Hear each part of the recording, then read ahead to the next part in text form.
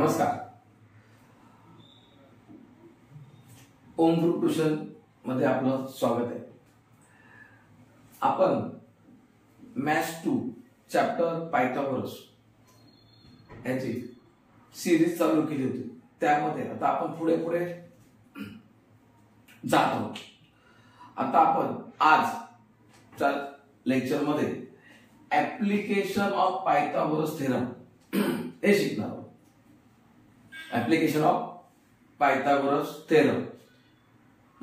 तर application of Pythagoras theorem मध्ये एक अपोजिट टू एक्यूट अँगल आणि opposite to obtuse angle.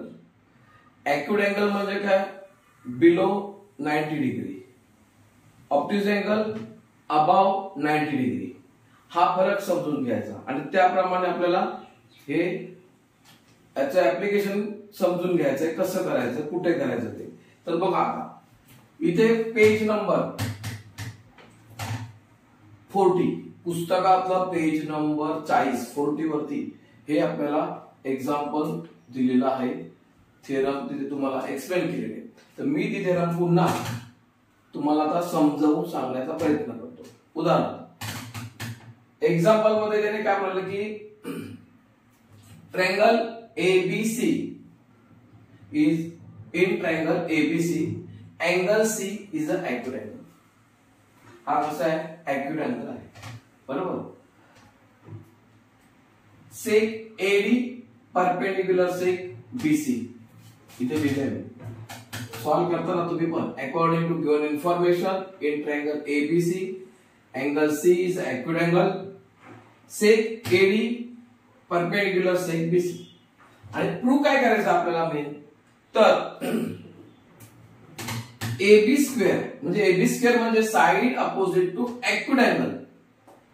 Side opposite to acute angle म्हणजे AB square equal to remaining side of the acute angle. म्हणजे remaining side कोणत्या? AC BC. Acute angle बनलाय कोणत्या साइडने? AC आणि BC. याचे opposite side कोणते? AB square. मग AB स्क्वेअर एक्यूट अँगलच्या अपोजिट साइडचा square equal to remaining side ज्या शिल्लक आहे. एक्यूट अँगलच्या रिमेनिंग साइड म्हणजे अँगल ऑलवेज बनतो हा टू साइडने. बरोबर. तर टू साइड मधली साइड आहे AC आणि BC. मग BC square plus AC square minus 2BC into DC हे आपल्याला प्रूव्ह करायचं आहे. तर बघूया आपण आता हे कसं प्रूव्ह करायचं. तर बघा इथे ट्रायंगल मध्ये परपेंडिक्युलर ड्रॉ केल्यानंतर पुन्हा आपल्याला दोन ट्रायंगल झालेले. किती? दोन ट्रायंगल झाले. तर पहिला ट्रायंगल घेऊया आपण. इन ट्रायंगल ADB आपल्याला काय करायचं आहे? हा ट्रायंगल पण राईट अँगल ट्रायंगल आहे. तर ह्या ट्रायंगल मध्ये पण आपल्याला पायथागोरस थेरम वापरायचा. ADB फर्स्ट ट्रायंगल कोणता घेतोय आपण? ADB पहिला ट्रायंगल. मग मी इथे लिहितो in triangle ADB angle ADB equal to 90 degree. Therefore by Pythagoras theorem. इथे तर आपण काय करायचं आहे? बाय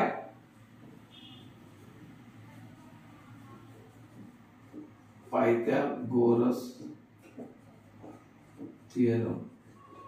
मग ह्या ट्रायंगल मध्ये पायथागोरस थेरम कशी वापरली जाईल? तर side opposite to hypotenuse side opposite to 90 degree. Side opposite to 90 degree ही काय? हायपोटेन्यूस. म्हणजे या ट्रायंगल मध्ये ADB मध्ये side opposite to 90 degree. 90 degree आहे. च्या अपोजिट साइड AB.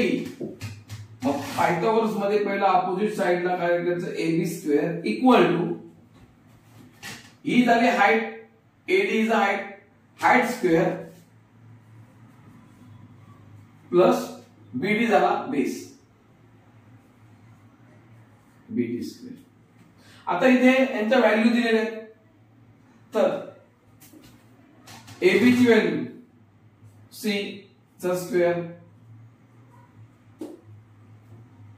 नंतर AD ची value P square plus BD ची व्हॅल्यू A मायनस X चा स्क्वेअर.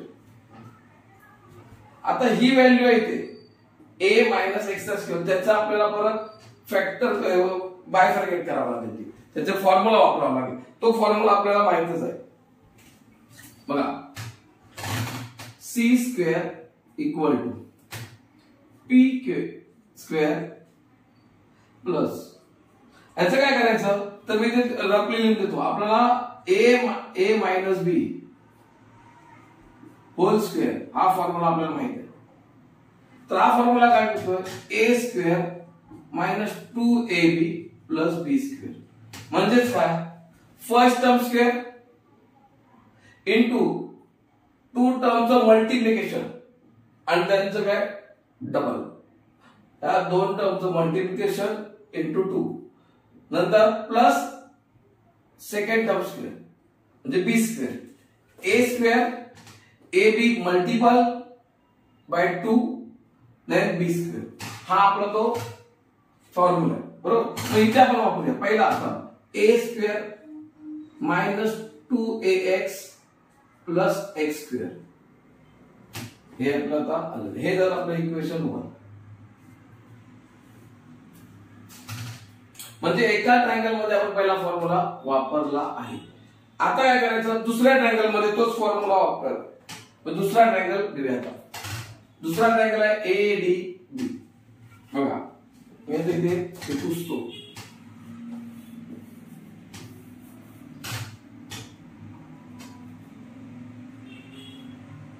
आता in triangle ADB sorry ADC, angle ADC equal to 90 degree.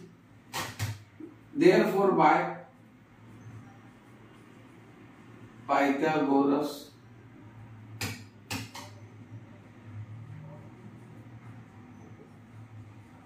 theorem. आता ह्या ट्रायंगल मध्ये पायथागोरस पुन्हा तीच Pythagoras theorem. Side opposite to 90 degree, hypotenuse square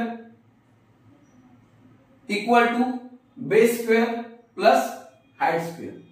मग इथे साइड अपोजिट 90 डिग्री आहे AC square equal to base square DC square plus height square AD square. यांच्या value आपल्याला दिलेल्या आहेत. AC B square DC X square plus AD P square.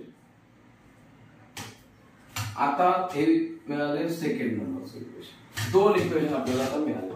आता काय करायचं थर्ड मध्ये. बरोबर थर्ड मध्ये काय करायचं आपण तर इथे आपल्याला P स्क्वेअर ची व्हॅल्यू करायची. काय करायचं हे बघा इथे आपण थोडस ट्रान्सफर करून घेऊया. B square minus X square equal to P square. तर ही व्हॅल्यू जी P स्क्वेअर आहे ही व्हॅल्यू इक्वेशन नंबर 1 मध्ये सबस्टिट्यूट करायची. उदाहरण हे आपलं इक्वेशन नंबर 2 करूया पाहिजे. हे पुसूया. इक्वेशन नंबर 1 म्हणजे काय करायचं सबस्टिट्यूट करायची. व्हॅल्यू कोणाची करायची आता आपण P स्क्वेअर ची value find out. P square ची व्हॅल्यू इथे या इक्वेशन मध्ये सबस्टिट्यूट करायची. Substituting value of P square into equation 1 इथे लिहूया आपण.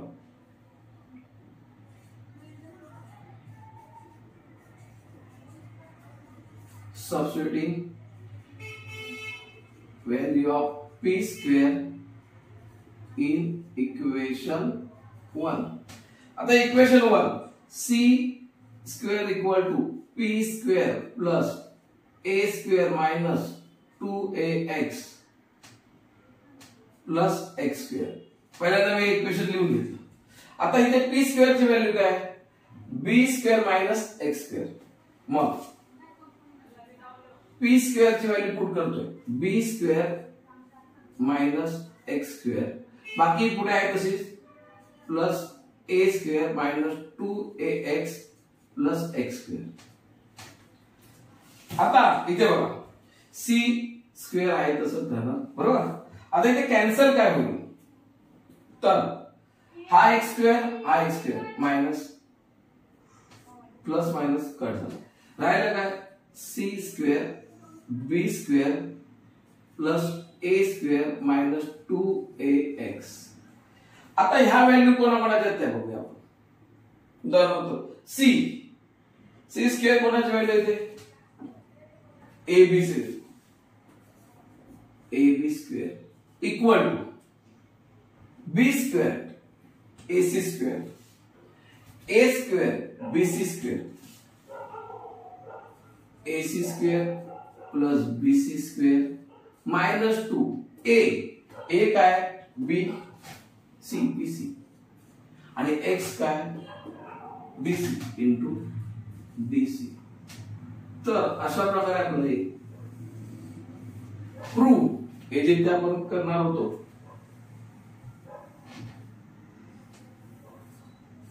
ते आपल्याला मिळालेलं आहे. तर ह्याच्यामध्ये लक्षात ठेवण्याची गोष्ट काय आहे, आपण बॉक्स करतोय, लक्षात ठेवण्याची गोष्ट काय याच्यामध्ये महत्वाची, तर आपल्याला मेन म्हणजे ह्या डायग्राम मध्ये ऍक्युट अँगल असेल तर त्याच्या अपोजिट साइड ही परपेंडिक्युलर आहे. लक्षात घ्या, ट्रायंगल आहे मेन, त्याची opposite side AB square. Acute angle C सांगितलाय, त्याची अपोजिट साइड आहे AB. तर तिथे मेन फोकस करा. त्याच्यानंतर रिमेनिंग 2 साइड्स असतील, म्हणजे ह्या साइडचा इक्वल बरोबर ही मेन साइड ज्या equal to AB square equal to remaining 2 side BC square plus AC square minus 2 minus acute अँगलला मायनस घ्यायचा आहे, ऑब्ट्यूज अँगलला प्लस घ्यायचा आहे, ऍक्युट अँगलला मायनस 2 BC इंटू DC.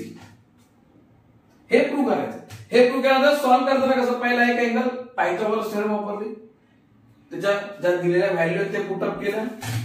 इथे फक्त तुम्हाला a मायनस a स्क्वेअर चा तो फॉर्म्युला मी सांगितला, a प्लस b चा होल स्क्वेअर, तो फॉर्म्युला प्रमाणे घ्यायचं.